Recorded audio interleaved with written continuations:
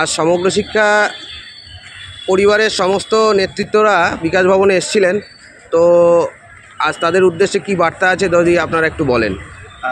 প্রথমেই আমরা সমগ্র শিক্ষা মিশন বাঁচাও যৌথ নেতৃত্বের পক্ষ থেকে ৮০,০০০ কর্মী বাহিনীর কর্মীদের কাছে আমরা কতগুলো কথা আজকে পরিষ্কার জোরালোভাবে তীব্রভাবে বলতে চাই।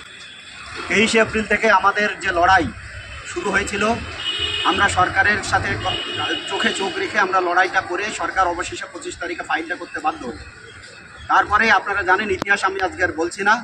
আজকে আমরা যৌথ মঞ্চের নেতৃত্বের পক্ষ থেকে এসেছিলাম, হচ্ছে কেন অপেক্ষা করতে হচ্ছে সেটা আমাদের পরিষ্কার বলতে হবে। ওনার কথা মতোই আমরা চুপচাপ ছিলাম। আজকে ৩.৫ মাস অতিক্রান্ত হয়ে গেছে, সুতরাং আমরা চুপচাপ আর থাকবো না।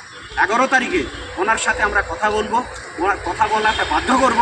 উনি যদি আমাদের সঠিক কোনো উত্তর না দিতে পারেন, ১৯ তারিখের মধ্যে যদি বেতন বাড়ানোর কথা না বলতে পারেন, তাহলে এই ৮০,০০০ পরিবার, তার ৮০,০০০-এর কর্মী, তার ২০শে আগস্ট বুধবার থেকে আবার আমরা ২৩শে এপ্রিলে যেমন সমগ্র শিক্ষা মিশনের পক্ষ থেকে সমস্ত অংশের কর্মীরা রাস্তায় নেমেছিলাম, আমরা সেই রাস্তায় নামতে বাধ্য হব।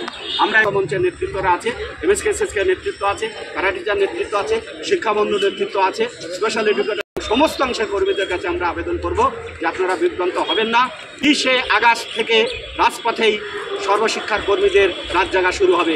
এই সমস্ত কিছুতে বৃদ্ধি হচ্ছে, কিন্তু সমগ্র শিক্ষায় কোনো রকমভাবে আমরা শিক্ষার স্বার্থে এবং আমাদের স্বার্থে যারা